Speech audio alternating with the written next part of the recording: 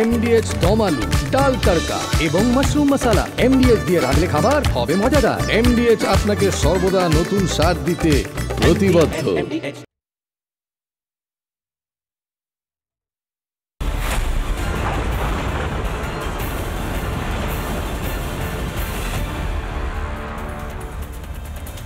প্রধানমন্ত্রী নরেন্দ্র মোদীর মুখে শোনা গিয়েছিল এক রहोगे তো সেফ রहोगे বক্তব্য।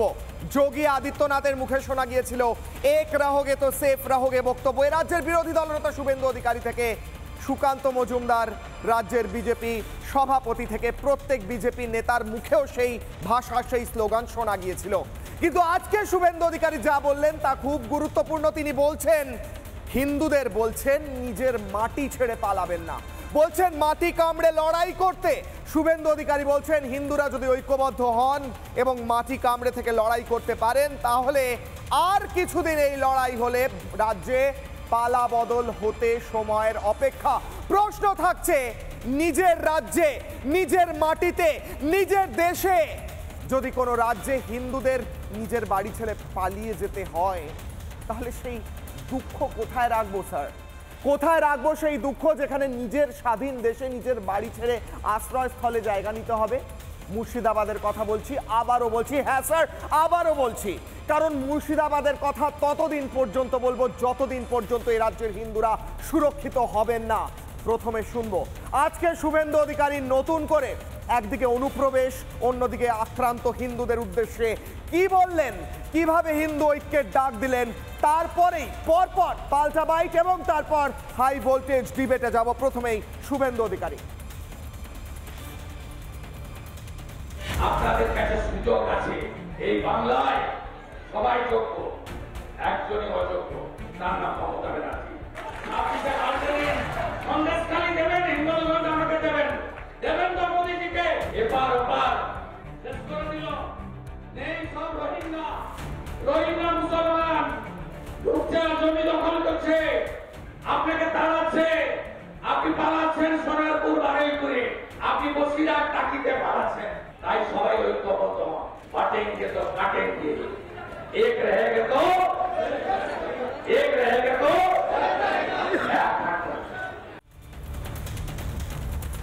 এক রहोगे তো সেফ রहोगे শুভেন্দু অধিকারী বলছেন যে কথা যোগী আদিত্যনাথ বলেছিলেন, যে কথা প্রধানমন্ত্রী নরেন্দ্র মোদী বলেছিলেন, এবং এটা খুব লজিক্যাল একটা কথা, যুক্তি আছে। সবাই ঐক্যবদ্ধ থাকলে যে গ্রুপ বা যে সম্প্রদায় বা যারাই হোক যারা একসঙ্গে থাকে তাদের ওপর আঘাত আনা মুশকিল হয়, এতে তো ভুল কিছু দেখছি না। কিন্তু এই রাজ্যের হিন্দুরা কি ঐক্যবদ্ধ নন? না হলে এমন ছবি কেন দেখতে হবে? একবার মনে করাই, শুভেন্দু অধিকারী বলছেন মাটি ছেড়ে না পালানোর কথা, কিন্তু মাটি ছেড়ে পালাতে হয়েছিল তো মুর্শিদাবাদের হিন্দুদের, নৌকো করে পালাতে হয়েছিল না ক্যাম্পে? সেই ছবিগুলো একবার আমার দর্শকদের, প্রিয় দর্শক আপনারা মনে করুন, আমিও মনে করি, আমরা মনে করি, প্রত্যেকে মনে করি যে একটি ঐতিহাসিক ঘটনা, লিখে রাখার মতো ঘটনা এবং ইতিহাস হয়ে থাকবে। স্বাধীন দেশে নিজের রাজ্যে নিজের বাড়ি ছেড়ে হিন্দু হওয়ার কারণে একদল মানুষকে নৌকো করে এপার থেকে ওপারে চলে যেতে হয়েছিল। তার কারণ তারা হিন্দু, তাদের বিশ্বাস, তারা সেই বিশ্বাসে বিশ্বাসী, যা হিন্দু শাস্ত্রে লেখা আছে সেই শাস্ত্রে বিশ্বাসী, তাই জন্য তাদেরকে পালিয়ে আসতে হয়েছিল। এবং তার উত্তরে ফিরহাদ হাকিম বলেছিলেন ঠিক আছে, রাজ্যের বাইরে তো যাচ্ছে না, এক জেলা থেকে আরেক জেলায় যাচ্ছে, যাবে, তাতে কি হচ্ছে, মুর্শিদাবাদ থেকে মালদায় যাচ্ছে, কি আছে অসুবিধা? আমি প্রশ্ন করেছিলাম ফিরহাদ হাকিমকে যে আপনাকে যদি নিজের বাড়ি ছেড়ে পাশের পাড়ায় গিয়ে আশ্রয়স্থলে থাকতে হয় তাহলে আপনি থাকতে পারবেন তো? যদিও তৃণমূলের স্ট্যান্ড, ফিরহাদ হাকিমের স্ট্যান্ড এক কিনা আমি জানি না, কিন্তু ফিরহাদ হাকিমের সেই বক্তব্যের পর গোটা রাজ্য জুড়ে হিন্দুদের মধ্যে যে নিন্দার ঝড় উঠেছিল তার উত্তর দিতে পারেননি ফিরহাদ হাকিম। কয়েকটা বক্তব্য শোনাই দর্শকদের আজ কি শলার অগ্নিবাণে, যে বক্তব্য আমরা এর আগে শুনেছি কিন্তু আবারও মনে করা প্রয়োজন, যে হিন্দুদের নিজেদের প্রাণ বাঁচিয়ে স্বাধীন দেশে পালিয়ে যেতে হয়েছিল, সেই হিন্দুরা সেই সময় কি জানিয়েছিলেন রিপাবলিককে, কেন তারা পালিয়ে গিয়েছিলেন। আপনারা তো বাড়িতে বসে দেখছেন তাদেরকে পালিয়ে যেতে হয়েছিল এরকম বাড়ি ছেড়ে। হয়তো ভবিষ্যতে আরও বৃহৎ আকারে মানুষকে পালাতে হবে, সেটা যাতে না হয় তার ব্যবস্থা করতে হবে। এবং তারা কি বলেছিলেন, তাদের এক্সপিরিয়েন্স শুনুন।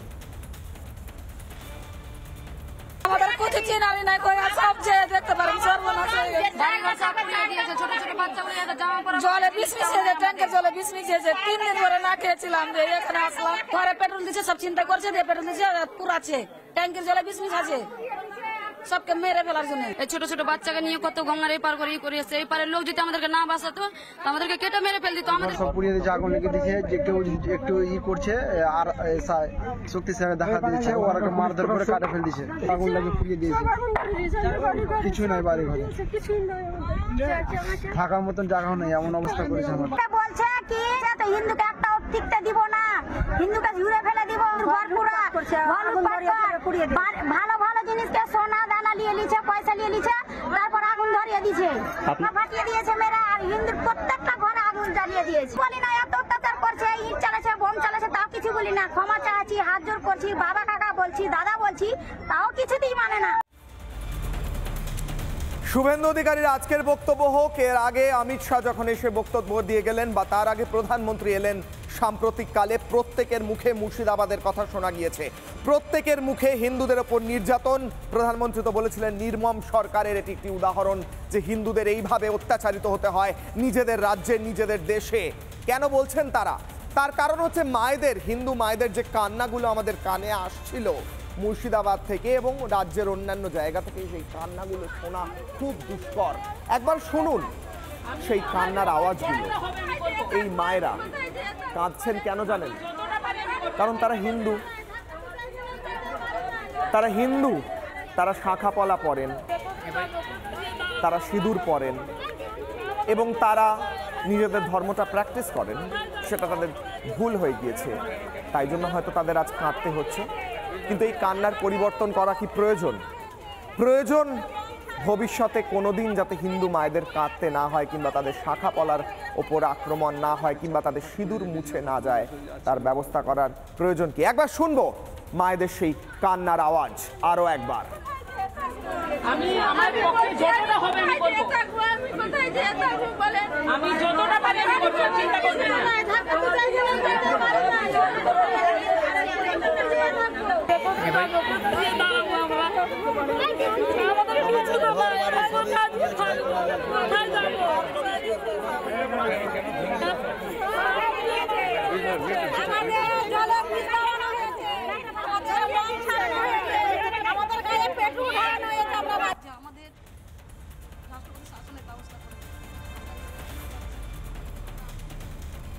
মায়েদের চোখের জল, বুক ফাটা কান্না, মুর্শিদাবাদে বাড়ি ছেড়ে পালিয়ে যাওয়া বারবার দেখিয়েছি, আবার দেখাবো, দেখাতে থাকবো।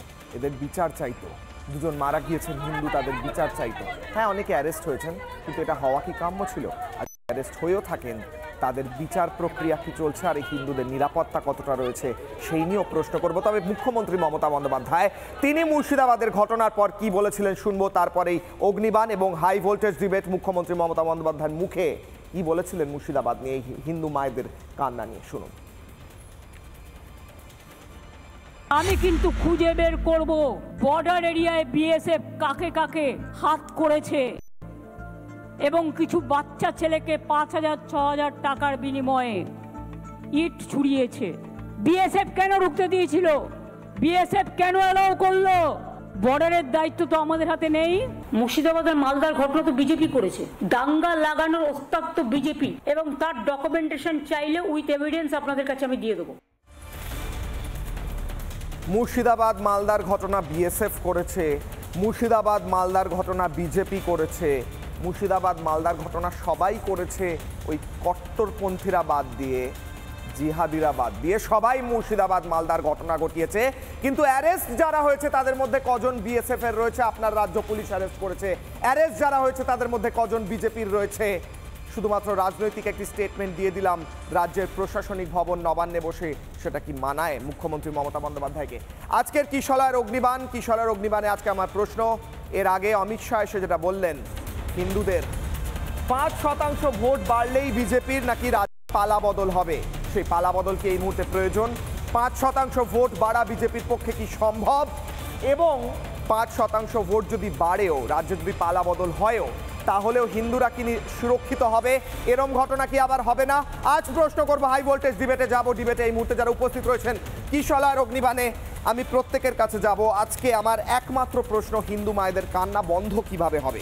হিন্দু মায়েরা কাঁদতে থাকবেন আর এই রাজ্যে রাজনীতি চলতে থাকবে? সেটা তো হয় না স্যার।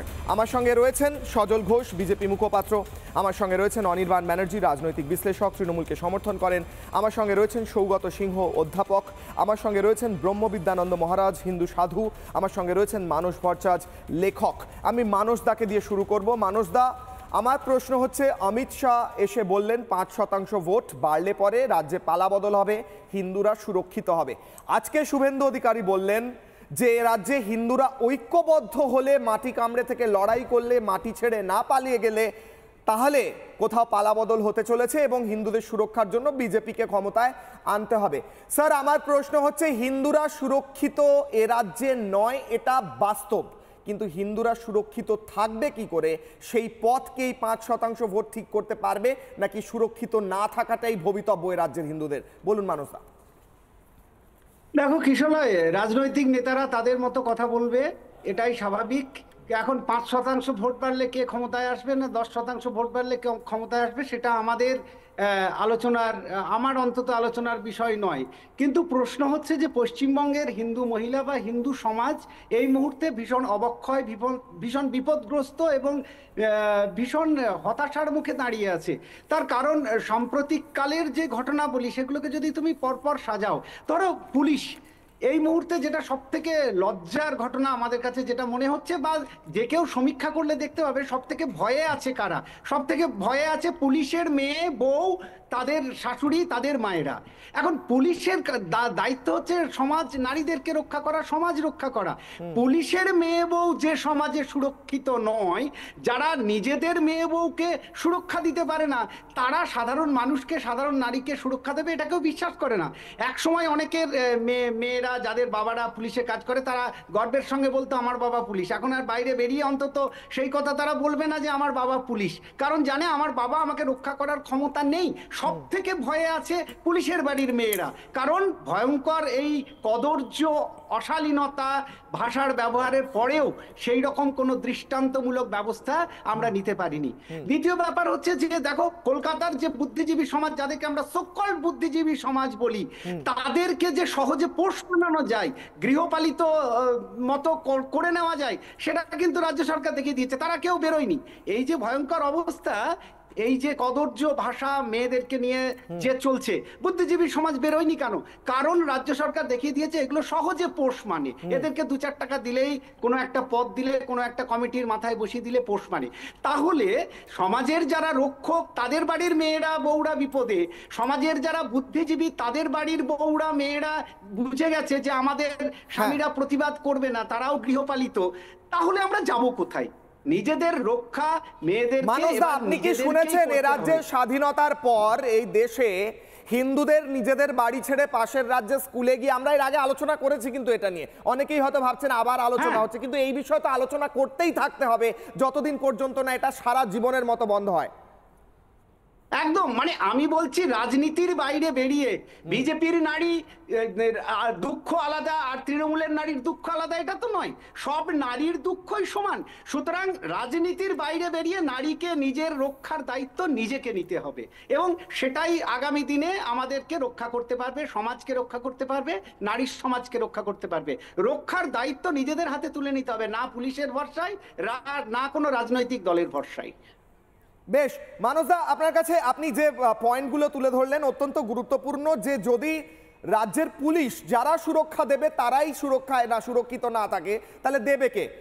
টিএমসিপির ছেলেরা সুরক্ষা দেবে রাজ্যের মানুষকে? প্রশ্ন থাকছে।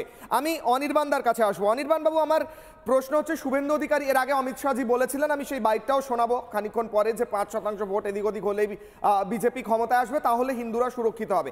আমার কথা হচ্ছে বিজেপি ক্ষমতায় আসুক, তৃণমূল ক্ষমতায় আসুক, যেই ক্ষমতায় আসুক, আমার কথা হচ্ছে হিন্দুরা রাজ্যে সুরক্ষিত হোক, হওয়া উচিত, কিন্তু এখন নেই কেন স্যার? হিন্দুদের কেন পালাতে হচ্ছে স্যার?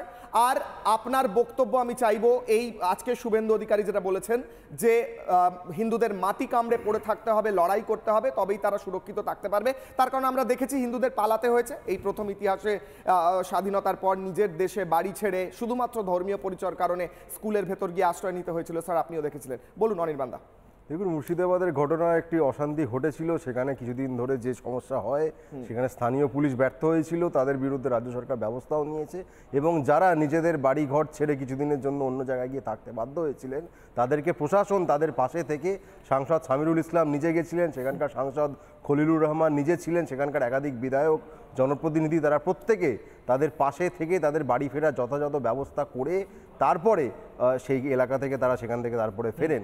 অর্থাৎ মুর্শিদাবাদে যে ঘটনা ঘটেছে দুর্ভাগ্যজনক, অত্যন্ত খারাপ, তার জন্য সেখানকার পুলিশ প্রশাসনের বিরুদ্ধে যা ব্যবস্থা নেওয়ার সেটা সরকার নিয়েছে। একই সঙ্গে যারা জনপ্রতিনিধি তারাও সেইখানকার মানুষের পাশে থেকে, পীড়িত মানুষের পাশে থেকে তাদের পুনর্বাসনের যথাযথ ব্যবস্থা করেছেন। এখানে আলাদা করে কোনো হিন্দু মুসলমান সাম্প্রদায়িক যে বিষের কথা আপনারা বলছেন সেটা নেই এবং একেবারেই ছিল না। এবং যে দুজন রাধারমন দাস এবং চন্দন দাস, সরি হরগোবিন্দ দাস এবং চন্দন দাস, তাদের খুন হওয়ার ঘটনায় চার্জশিট পুলিশ জমা করেছে এবং সেখানে স্পষ্ট বলা হয়েছে যে ব্যক্তিগত আক্রোশ শত্রুতার কারণে এই ঘটনা ঘটেছিল। আমি শেষ করিনি, ঘটনায় কোনো মানে ধর্মীয় অ্যাঙ্গেল ছিল না, পুরোটা শুধু ব্যক্তিগত বিষয় ছিল। আমাকে শেষ করে নিতে দিন। যে দুজন নিজেও বিশ্বাস করেন না, যে দুজন খুন হয়েছেন, যে দুজন দুর্ভাগ্যজনকভাবে খুন হয়েছে, আমি স্পেসিফিক সেই ঘটনার ক্ষেত্রে বলছি পুলিশে চার্জশিট দিয়েছেন। এখানে যদি তাদের পরিবারের যারা, আমি বাকি সবার কথা ছেড়ে দিলাম, যারা নিজেদের স্বামী সন্তানকে হারিয়েছেন তারা যদি মনে করেন এই পুলিশের চার্জশিটে ভুল আছে, তারা যদি মনে করেন ঘটনা এটা নয়, নিশ্চিতভাবে তারা এর বিরুদ্ধে আদালতে যেতে পারেন।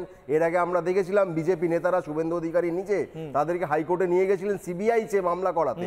সেই মামলার কি ফলাফল হয়েছে সেই কথা শুভেন্দু অধিকারীরা বলেন না, সেই কথা বিজেপি আর বলে না। সিবিআই ইনভেস্টিগেশন অর্ডার হাইকোর্ট দেয়নি। এই চার্জশিটেও পুলিশের উপর আস্থা নেই, এটাও তার পরিবার বলেছেন।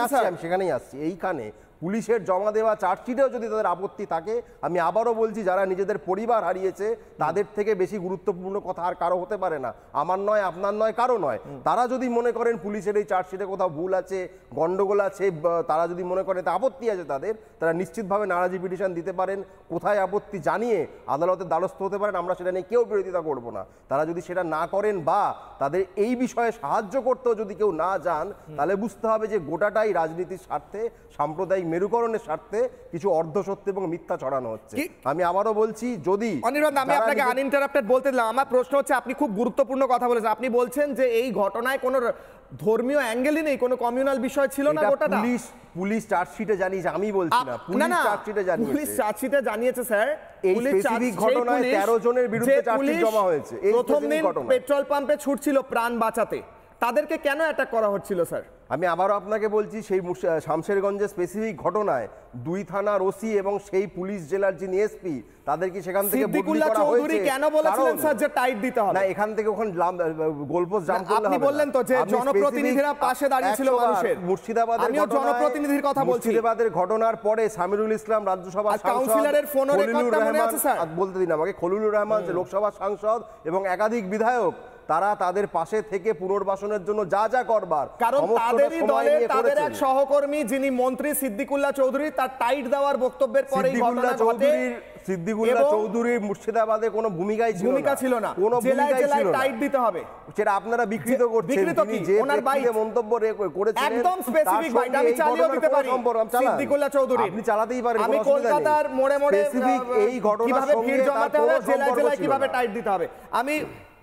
আমি অমিত শাহর বাইট শোনাবো, তার আগে আমি ছোট্ট করে একবার সজলদার কাছে যাব। সজল বাবু, আমার প্রশ্ন হচ্ছে 5% ভোটের, আমি ছোট করে কেন না আমি আবার আসবো, আমি দুভাগে আসবো স্যার আপনার কাছে। আমার দুটো জিনিস জানার, প্রথমে অনির্বাণদার উত্তরটা নিতে হবে। প্রথম কথা, উনি বলছেন কোনো ধর্মীয় অ্যাঙ্গেল ছিল না স্যার, এটা একটা ব্যক্তিগত আক্রোশ। কি বললেন আপনি স্যার? পুলিশ চার্জশিট জমা দিয়েছে, আচ্ছা, কোনো ধর্মীয় ব্যাপার ছিল না এইটা। দ্বিতীয় নম্বর, জনপ্রতিনিধিরা প্রাণ লাগিয়ে দিয়ে শান্তি প্রতিষ্ঠা করেছেন স্যার। তারপর আবার আসবো দ্বিতীয় ভাগটা নিয়ে। কাউন্সিলরের স্বামী প্রাক্তন কাউন্সিলর, তিনি ঘোষণা করেছিলেন এলানে জং তিনি ঘোষণা করেছিলেন। সেটা কোনো ধর্মীয় ছিল না, ওটা জং খেলা ছিল। সারা মুর্শিদাবাদ জুড়ে সেই দিনকে ওখানে সারা শামশেরগঞ্জ জুড়ে দাঙ্গা হয়েছে। শুধু ওই পরিবারের প্রতি যেটা হয়েছে সেটা ব্যক্তিগত আক্রোশ, এটা আমরা মেনে নিলাম। 13 জন ধরা পড়েছেন, মুখ্যমন্ত্রীর কথা মুখ্যমন্ত্রী পুলিশই শুনছে না, দুজনের কথা তফাৎ। মুখ্যমন্ত্রী বলেছিলেন বাইরের লোক, বহিরাগত, হিন্দিতে কথা বলে, হ্যাঁ বাংলাদেশের ওপার থেকে এসছে, যে 13 জনকে ধরেছিল সেই 13 জন প্রত্যেকে স্থানীয়, প্রত্যেকে একটি বিশেষ সম্প্রদায়, মুসলিম সম্প্রদায়ের, পরিষ্কার করে। এটা কিন্তু সাম্প্রদায়িক ছিল না। বাড়ির লোক কি বলেছে সেটা আপনারা শুনবেন না, চার্জশিটে কি লেখা হয়েছে সেটা আপনারা শুনবেন না, এখানে অন্য পক্ষের যেটা বলছে সেটাই ধ্রুব সত্য। আমি ভাবি যে মানুষ তো আমরা মিনিমাম বিবেক, মিনিমাম বোধ, মারবার সময় দেখে মারিনি যে সে সেকুলার ছিল কিনা, সে বিজেপি ছিল কিনা, সে কংগ্রেস ছিল না তৃণমূল ছিল। প্রথমত বলে রাখি, এই পরিবার হরগোবিন্দ দাস এবং চন্দন দাসের পরিবার কোনোদিন ভারতীয় জনতা পার্টির আদর্শে বিশ্বাস করতো না, কিন্তু মারার সময় শুধু নাম দেখে মারা হয়েছে, তখন তার অন্য কোনো পরিচয় দেখা হয়নি। এই সত্যিটাকে মানতে হবে। এমএলএ এমপিরা ফিরিয়ে দিয়েছিলেন, বাড়ি ফিরিয়ে দিয়েছেন, বাড়ি ভেঙেছেনও তারা। একজন এমএলএ তো বাড়ি ছেড়ে পালিয়ে গেছিলেন, ওই সম্প্রদায়েরই এমএলএ, নাটক করার জন্যই বা যেই জন্য তিনি নিজে বাড়ি ছেড়ে পালিয়েছিলেন, সব সংবাদ মাধ্যমে খবর হয়েছিল। সে যদি নিজেই পালিয়ে যায়, সে আবার লোককে ঘরে ফেরাবে কেমন করে? সে নিজে ঘরে ফেরাবে কেমন করে? আমি আপনাকে বলছি যে দেখুন, আমরা প্রথম যেটা আলোচনা করছিলাম যে 5% ভোট, যদি 5% ভোট তৃণমূল থেকে বিজেপিতে আসে তাহলে 10%-এর তফাৎ হয়, তাহলে 10%-এর তফাৎ হয়। আমি অংশটা আমি আসছি, আমি অমিত শাহের বাইকটা শুনে আসছি, তার আগে আমি আপনাকে বলছি, আমি ভোটের অংশটা আসছি স্যার। আমার আগে উত্তর নেওয়ার ছিল যে কোনো ধর্মীয় অ্যাঙ্গেল নাকি ছিল না এই গোটা ঘটনায়, এবং এটা নাকি জনপ্রতিনিধিরা একদম পাশে দাঁড়িয়ে গেছিল। এটা সত্যের অপলাপ বলবো না, এটা পুরো এটা এতটা ডাহা মিথ্যে, এত নির্মম মিথ্যে যে ঈশ্বর না করুক তাদের সাথে, যেই মিথ্যে আজকে যারা রচনা করছে তাদের সাথে কোনো দুর্ঘটনা কখনো না ঘটে। স্যার আমি আসছি, আমি একবার একটা ছবি দেখাবো। সুকান্ত মজুমদার এই মুহূর্তে অপারেশন সিঁদুরের সাফল্যের পর হাওড়ায় তেরঙ্গা যাত্রা করছেন, জাতীয় পতাকা হাতে পথে সুকান্ত মজুমদার, কিশোরের অগ্নিবাণে এই মুহূর্তে ব্রেকিং ভিজুয়ালস। তারপর আসছি ফের আলোচনা, একবার দ্রুত ভিজুয়ালটা দেখে নিই। সুকান্ত মজুমদার তেরঙ্গা যাত্রা করছেন হাওড়ার পথে, জাতীয় পতাকা নিয়ে তেরঙ্গা যাত্রা হচ্ছে, বাইক র্যালি হচ্ছে, এবং অপারেশন সিঁদুরের সাফল্যের পর সেই ছবি। কিশোরের অগ্নিবাণে এই মুহূর্তে ব্রেকিং রয়েছেন রাজ্য বিজেপি সভাপতি সুকান্ত মজুমদার, রয়েছেন বিজেপি অন্যান্য নেতা কর্মীরা, এবং রাজ্যে হাওড়ার পথে তেরঙ্গা যাত্রায় সুকান্ত মজুমদার। আমি ফিরবো আলোচনায়। আমি আলোচনায় এসে আমার দ্বিতীয় ভাগে যাওয়ার আগে আমি অত্যন্ত গুরুত্বপূর্ণ দুটো বক্তব্য শোনাবো কিশোরের অগ্নিবাণে। প্রথম বক্তব্য, অমিত শাহ কিছুদিন আগে রাজ্যে এসে একটি হিসাব দিয়েছিলেন, এ রাজ্যে পালাবদল কিভাবে হবে তিনি অঙ্কের হিসাবে বুঝিয়েছিলেন। অঙ্কের হিসাবটা দেখি, তারপর আসছি ফের ডিবেটে। শুনুন। 17 के चुनाव के बाद 19 की लोकसभा में हमें सफलता मिली, 21 की विधानसभा में 77 सीटें मिली और 24 की लोकसभा में 97 सीटों पर भारतीय जनता पार्टी का लीड रहा, 97 विधानसभा सीट, और 143 सीटों पर 40% से ज्यादा मेरे कार्यकर्ताओं के परिश्रम के कारण वोट मिले। आप 40% तो क्रॉस कर गए हो, 4-5% आगे बढ़ना है, 4-5। অমিত শাহ বলছেন 4 থেকে 5% ভোট এদিক ওদিক হলেই, এপার থেকে ওপারে গেলেই এই রাজ্যে পালাবদল হতে চলেছে, বিজেপি ক্ষমতায় আসতে চলেছেন, এবং বিজেপি ক্ষমতায় আসলে হিন্দুরা সুরক্ষিত হবেন, এমনটা অমিত শাহ বলছেন। আজকে শুভেন্দু অধিকারী বললেন রাজ্যের শাখা পলা মায়েদের বাঁচানোর জন্য কি করতে হবে সেই পথের কথা তিনি বলছেন। শাখা পলা বিসর্জন দেবেন না কেউ, ঐক্যবদ্ধ থাকুন। কি বলেছেন শুভেন্দু অধিকারী শুনুন দ্রুত। মায়েরা 500,000-এর কাছে শাখা পলা সিঁদুরকে বিসর্জন দেবেন না। যেদিন বিজেপি আসবে এই রাজ্যে না, পরের মাসের 1 তারিখে 3000 ঢোকাবো। মাঠ মিটার লাগাতে দেবেন না। জোট বাঁধন তৈরি হয়, এ লড়াই আমাদের জিততে হবে, এ লড়াই জিততে হবে।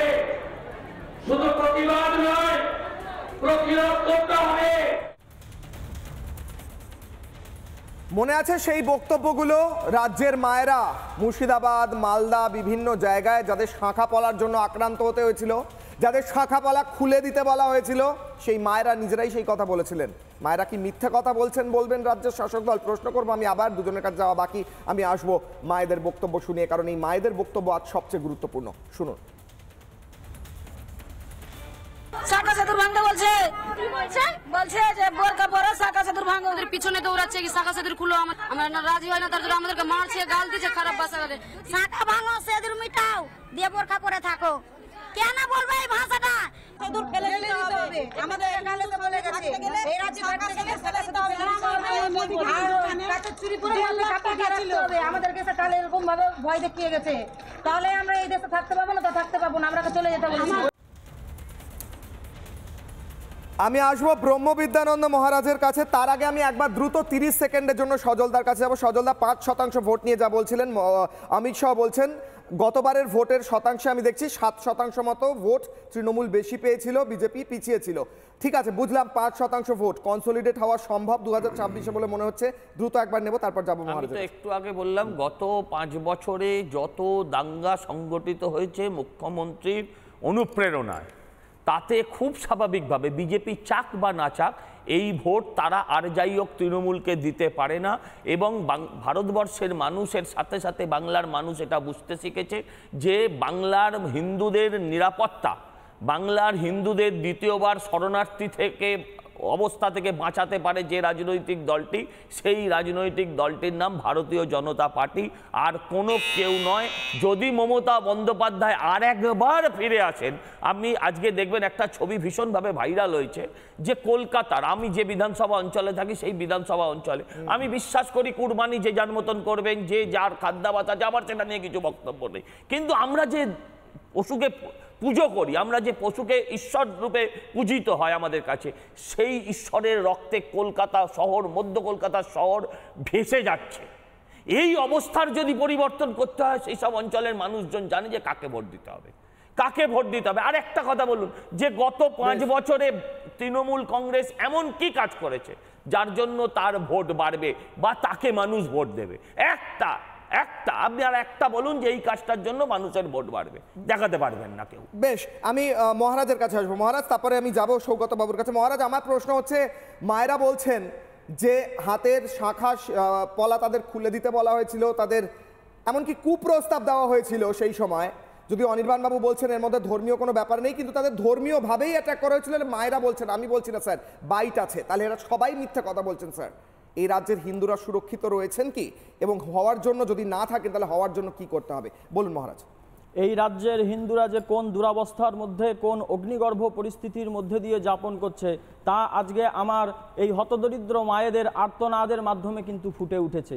এই বঙ্গভূমি রাক্ষসী মমতার বঙ্গভূমি নয়। পার্সোনাল অ্যাটাক আমি করতে বারণ করব রায়বাঘিনী মহারাজ, আমি অনির্বাণ আমি অ্যাঙ্কার, আমি বারণ করছি। ঠিক আছে মহারাজ, আমি কোন রকম বিশেষণ ব্যবহার আমি আটকাচ্ছি তো অনির্বাণ, আমি আটকাচ্ছি। আপনি কে? অনির্বাণ বাবু, আমি বলছি আপনি বিরোধিতা করবেন বিজেপির হয়ে।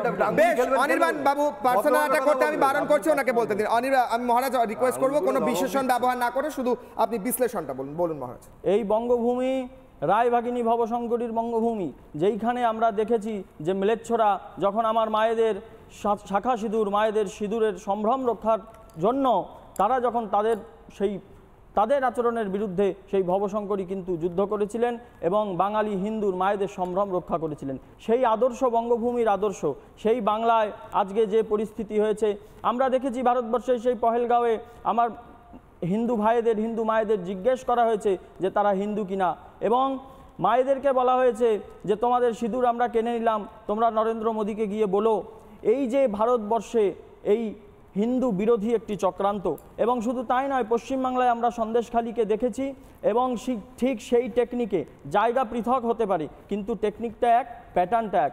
বারবার হিন্দু মায়েদের শাখা সিঁদুর, হিন্দু ভাইদের তাদের নাম, হিন্দু মায়েদের মাথার সিঁদুরকে দেখে হিন্দু জাতিকে আক্রমণ করা হচ্ছে। এর আমরা তীব্র বিরোধিতা জানাচ্ছি। পশ্চিমবাংলা কিন্তু এই আদর্শে কোনোদিনই আশ্বস্ত ছিল না। বেশ মহারাজ, একদিকে বিজেপির তরফ থেকে যখন হিন্দু ঐক্যের কথা বলা হচ্ছে, মুখ্যমন্ত্রী মমতা বন্দ্যোপাধ্যায় একটি বিশেষ ঐক্যের কথা বলছেন। কি বলছেন মুখ্যমন্ত্রী শুনবো, আসবো আমি সৌগত বাবুর কাছে, শুনুন। আমি মুসলিম লীগ, বাংলায় কত পার্সেন্ট মুসলিম থাকে? প্রায় 30 থেকে 33% সংখ্যালঘুরা থাকেন। তারা খাবে না, তারা পড়বে না, তারা স্কুলে যাবে না, তাদের মারতে হবে, তাদের খুন করতে হবে। একটা ধর্মের নামে এত কুৎসা করছেন। একদিন তারা যদি একটা আন্দোলনের ডাক দেয়, আপনি নিজেকে সামলে রাখতে পারবেন তো? ভুল বুঝবেন না, মনে রাখবেন আমরা যতদিন আছি আপনাদের ওপরে কেউ কোনো ক্ষতি করার চেষ্টা করলে আমি আপনাদের পাহারাদার ছিলাম, আছি এবং থাকবো। অন্যদিকে মুসলিমদের রোজা চলছে, রমজান মাসও চলছে, তাদের পরিবারগুলো রোজা করে, রমজান করে, উপবাস করে। এই সময়টা তারা কোনো অন্যায় কাজ করে না, কারণ এটা হচ্ছে আল্লাহর কাছে ওদের স্যাক্রিফাইস বলতে পারেন। যতই টাকায় খেলা হোক, যতই হোক, আপনাদের জীবনের নিরাপত্তা দেওয়ার দায়িত্ব আমাদের। তার কারণ আমরা থাকতে আপনাদের কেউ কোনো রকম অত্যাচার করতে পারবে না। আমি যাব সৌগত বাবুর কাছে। সৌগত বাবু, একদিকে যখন হিন্দু ঐক্য 5% ভোট বেড়ে যাওয়ার কথা ইত্যাদি বলা হচ্ছে, আরেকদিকে পাল্টা ঐক্যের কথাও মুখ্যমন্ত্রী মমতা বন্দ্যোপাধ্যায় বলছেন 30-35% যদি রাস্তায় নামে আপনি সামলাতে পারবেন তো? মানে এই অঙ্কের হিসেব তো চলছেই স্যার, এবং তার মধ্যে দাঁড়িয়ে হিন্দু মায়েরা তাদের বলা হচ্ছে শাখা সিঁদুর খুলে ফেলুন, এটাই চলবে তো এই রাজ্যে? বলুন স্যার। একদম, মমতা ব্যানার্জি তো আমরা দেখেছি সবসময় এক বিশেষ সম্প্রদায়কে তার খুব কাছের মনে করেন, তাদের জন্য লড়াইও করেন। কিন্তু যে 5%-এর কথা বলছেন সে বিষয়ে একটু বলবো। বিজেপি যে বর্তমান জনসমর্থন আছে 41 থেকে 42%, এই জনসমর্থন যদি ভোট বক্সে ভোট পড়ে যায় তাহলে নেক টু নেক ফাইট হবে। আরেকটা কথা বলি, ভোট শতাংশে বিজেপি 2 বা 3% যদি কমও থাকে তবু আসন সংখ্যায় বিজেপি টিএমসিকে টপকে যেতে পারে, কারণ এটা সেফোলজির একটা সৌন্দর্যতা। যদি আপনি দেখেন যে কম ভোট পেয়েও আসন সংখ্যা এটা অনেক জায়গায় হয়েছে, এটা বিজেপির ক্ষেত্রেই পশ্চিমবঙ্গে সম্ভব। আর আমি তৃণমূলের প্রতিনিধি যারা সবসময় শুভেন্দু অধিকারীকে আক্রমণ করেন, একটু আগেই শুনলাম, তাদেরকে বলতে চাই শুভেন্দু অধিকারী মানে মানুষের তরে মানুষের অধিকার ছিনিয়ে আনার লড়াই। উনি একটা সাধারণ মানুষ নয়, একজন হিন্দু হৃদয়ের সম্রাট। শুভেন্দু অধিকারী মানে নন্দীগ্রাম আন্দোলনে যিনি বুক চুতিয়ে লড়াই করেছিলেন, এটা গোটা বাংলা সহ ভারতবর্ষ স্বীকার করে। শুভেন্দু অধিকারী মানে নেতাইবাসীর মানুষের মুখে হাসি ফুটানোর লড়াই, এটা স্বীকার করতে হবে, বাংলার মানুষ স্বীকার করে নিয়েছে। শুভেন্দু অধিকারী মানে সারা বাংলার মানুষের জন্য আমার কথা হচ্ছে শুভেন্দু অধিকারী মানে মমতা বন্দ্যোপাধ্যায়কে 1956। শুভেন্দু অধিকারী এই মুহূর্তে দাঁড়িয়ে যে কথা বলছেন তার বক্তব্যটা আমরা বক্তব্য শোনালাম। আমার কথা হচ্ছে প্রধানমন্ত্রী নরেন্দ্র মোদী বলেছিলেন এই রাজ্যে এসে মুর্শিদাবাদের ঘটনার কথা বলে যে রাজ্যে নির্মম একটি সরকার চলছে। প্রধানমন্ত্রী নরেন্দ্র মোদীর বক্তব্য শুনবো, তারপর আসছি ফের হাই ভোল্টেজ ডিবেটে। শুনুন। यहाँ मुर्शिदाबाद में जो कुछ हुआ, मालदा में जो कुछ हुआ, वो यहाँ की सरकार की निर्ममता का उदाहरण है। दंगों में गरीब माताओं बहनों की जीवन भर की पूंजी राख कर दी गई। पुष्टिकरण के नाम पर गुंडागिर्दी को खुली छूट दे दी गई। जब सरकार चलाने वाले एक पार्टी के लोग, विधायक, कॉरपोरेटर ही लोगों के घरों को चिन्हित करके जलाते हैं, पुलिस तमाशा देखती है, तो उस भयावह स्थिति की कल्पना की जा सकती है। আমি প্রত্যেকের কাছে 30 সেকেন্ড করে যাওয়ার চেষ্টা করব। আমি সজলদার কাছে প্রথমে যাব। সজলদা, আমার কথা হচ্ছে 5% ভোট পেয়ে বিজেপি ক্ষমতায় আসবে কিনা সেই অঙ্কের হিসেব তো চলছে, কিন্তু আমার কথা হচ্ছে স্যার, এ রাজ্যের হিন্দুরা ঐক্যবদ্ধভাবে ভোট দেওয়ার জন্য তাদের ঐক্যবদ্ধ হওয়ার প্রসেসটাও তো শুরু হওয়া জরুরি। আপনার মনে হয় এই রাজ্যে হিন্দুরা ঐক্যবদ্ধ হচ্ছেন এবং 2024-এ তার প্রতিফল দেখা যাবে? বলছেন, কিন্তু কতটা হবেন সেটা ভোট বাক্স যতক্ষণ না প্রতিফলিত হবে সেটা বোঝা যাবে না। যেমন আমরা কেউ মানে প্রেডিক্ট করতে পারিনি যে দিল্লির রেজাল্ট এই ধরনের হতে পারে এবারের লোকসভায়। আমি বলছি পশ্চিমবঙ্গের রেজাল্টও এটা হবে। হিন্দুকে ঐক্যবদ্ধ হতে হবে, হিন্দুকে ঐক্যবদ্ধ হতে হবে। যদি প্রয়োজনে সংখ্যালঘুকে বাঁচাতে হলেও হিন্দুকে ঐক্যবদ্ধ হতে হবে। আমি সংখ্যালঘু মানে যে পশ্চিমবঙ্গে যারা আদি বাসিন্দা, স্বাধীনতা উত্তর যুগ থেকে যারা এই ভারতবর্ষের সঙ্গে আছেন, আমি বলছি হিন্দু যদি ঐক্যবদ্ধ না হয় তাহলে আগামী দিন যে পরিস্থিতি চলছে, যেভাবে ডেমোগ্রাফি পাল্টাচ্ছে, আগামী দিন পশ্চিমবঙ্গে হিন্দুর কোনো অস্তিত্ব থাকবে না। অতএব হিন্দুকে ঐক্যবদ্ধ হতে হবে, আর সেই ঐক্যবদ্ধ হওয়ার কাজটা অন্য কেউ করছেন না। যিনি করছেন তার নাম স্বয়ং মমতা ব্যানার্জি। বেশ, আমি একটি দ্রুত প্রতিবেদন দেখাই। আমাদের প্রতিনিধি পিঙ্কি গিয়েছিলেন আজকে কথা হচ্ছে বাংলাদেশি ভোটার এপারে নিয়ে এসে তৃণমূল সরকার এ রাজ্যের ভোটার ডেমোগ্রাফি চেঞ্জ করার চেষ্টা করছে, এই অভিযোগ বহুদিনের ছিল। বিধায়ক মন্টুরাম পাখিরার বিরুদ্ধে অভিযোগ, বাংলাদেশ থেকে ভোটার নিয়ে এসে তৃণমূলের ভোটার তৈরি করছেন তিনি। সেখানে গিয়েছিলেন পিঙ্কি কথা বলতে, সেই ভাইরাল ভিডিও আপনারা দেখেইছেন, যিনি বলছেন যে হ্যাঁ আমি বাংলাদেশে আমি ভোটার কার্ড করিয়েছি। পিঙ্কি গিয়েছিলেন মন্টুরাম পাখিরাকে প্রশ্ন করতে, একবার দ্রুত সেই প্রতিবেদন দেখুন। আমি একটু কথা বলতে চাই, একটু বিধায়কের সঙ্গে একটু কথা বলতে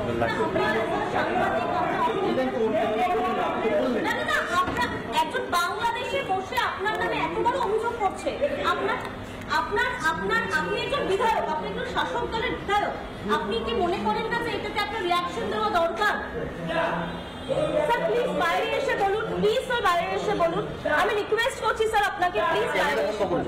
আপনি ক্যামেরা বন্ধ। আমি বাইরে আছি, আমি একদম অফিসের বাইরে আছি, আমি অফিসের বাইরে আছি, আমি অফিসের বাইরে আছি, আপনি দেখুন আমি অফিসের বাইরে আছি, আমি ওনার জন্য অপেক্ষা করছি, আমরা দাঁড়িয়ে আছি, আমরা অপেক্ষা করছি, উনি আসবেন এবং উনি জানাবেন। অ্যাকচুয়ালি আধার কার্ডটা আপনি এনেছেন না, উনি তো সামনে আসেননি, উনি আমাকে জানাননি অ্যাকচুয়ালি কি হয়েছে। স্যার আমরা ওয়েট করছি স্যার। আমি দ্রুত মানসদার কাছে যাবো। মানসদা 30 সেকেন্ড। ভোটার নিয়ে এসে ডেমোগ্রাফি চেঞ্জ করার চেষ্টা, উল্টো দিকে আরেকটা অন্যরকম ঐক্যের চেষ্টা, এপারে হিন্দু ঐক্য যথেষ্ট তো এগুলো ফেস করার জন্য? বলুন মানসদা, 30 সেকেন্ড। দেখো, হিন্দু ঐক্য আমরা কেন চাই? সজলদা একটা কথা বললো, আমি সেই ছবি এখন ভাইরাল, আমরা জানি না। আমরা চাই না কলকাতা সংস্কৃতির শহর, সেটা রক্তে ভেসে যায় তার রাস্তা। আমরা চাই কলকাতার রাস্তা ফুলে ভেসে যাক, কিন্তু এইভাবে কলকাতার রাস্তায় রক্তের ছবি দেখতে চাই না, সেটা পশুর হোক বা মানুষের। আমরা মুর্শিদাবাদের মাটিতে মানুষের রক্ত দেখতে চাই না। সরকারে সজলদা থাকুন বা অনির্বাণদার দল থাকুন, তাকে নিশ্চিত করতে হবে যে পশ্চিমবঙ্গের মাটি, কলকাতার রাস্তা রক্তে ভেসে যাবে না, হিন্দুর রক্তে ভেসে যাবে না। এবং এটা ঠিক কথাই যে হিন্দু ঐক্য একমাত্র এখানে অন্যান্য যারা সংখ্যালঘু আছে, বৌদ্ধ, শিখ, ফার্সি, তাদেরকে বাঁচাতে গেলে কিন্তু হিন্দু ঐক্য দরকার। তাদেরকে মানে যারা প্রকৃত সংখ্যালঘু, যাদের সত্যিই সংখ্যা কম, তাদের বাঁচার জন্য প্রকৃত সংখ্যালঘু। ভালো কথা বলেছেন মানসদা। আমার একদম সময় কম, অনির্বাণদা একদম কনক্লুডিং কমেন্ট 30 সেকেন্ড। দেখুন, নিউটন দাস, যদি আমার নামটা খুব ভুল না হয়ে থাকে, যাকে নিয়ে বিতর্ক হচ্ছে, তিনি বোধহয় ধর্মে হিন্দু, যদি সেটা আমার ভুল না হয়ে থাকে। অভিযোগ, হ্যাঁ নিশ্চয়ই, অভিযোগটা হচ্ছে তৃণমূল কংগ্রেস ধর্মে হিন্দু একজন বাংলাদেশের থেকে এনে তাকে এইখানে তাকে ভোটার লিস্ট ইত্যাদি নাম, এটা আপনি বলছেন তো? যদি এইটাই অভিযোগ হয়ে থাকে, যদি সত্যিও হয়ে থাকে, আমি জানি না সত্যি কিনা, যদি এটা সত্যি হয়ে থাকে, তাহলে এইভাবে হিন্দুদের সংখ্যা বাড়িয়ে তৃণমূল কংগ্রেস খুব অন্যায় করছে, এটা আমি মেনে নিলাম। এইভাবে একদম উচিত নয়। হিন্দুদের ওই পার থেকে তারা যদি এসেও থাকেন শরণার্থী হিসেবে, তাদের সত্যি তো কেন ইলিগাল বাংলাদেশি হিন্দু হোক কি মুসলিম, যদি ইলিগালি এসে থাকে ডেমোগ্রাফি ভোট ব্যাংক হয়ে এসে থাকে, তাহলে সেখানে তো প্রবলেম আছে স্যার। ডেমোগ্রাফিও তো পরিবর্তন হচ্ছে স্যার, অবশ্যই ডেমোগ্রাফি পরিবর্তন হচ্ছে। যখন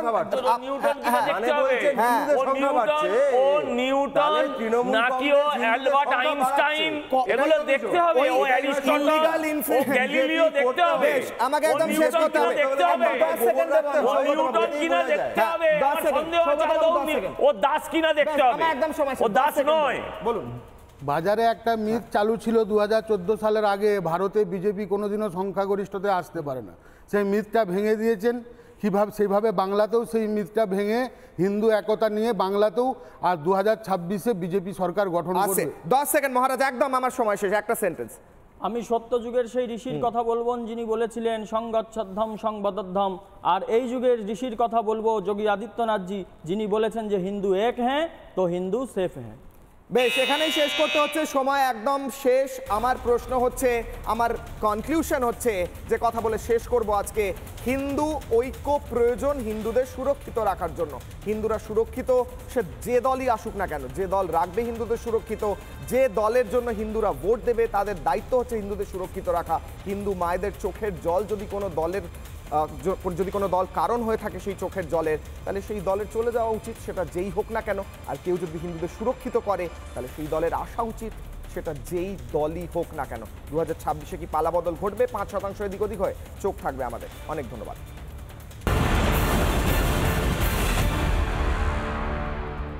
চায়ের আসল স্বাদ শুধু MDHT+ থেকেই আসবে। মাথায় দেখো, লবঙ্গ এলাচ দিয়ে ভরপুর MDHT+ মশলা। MDH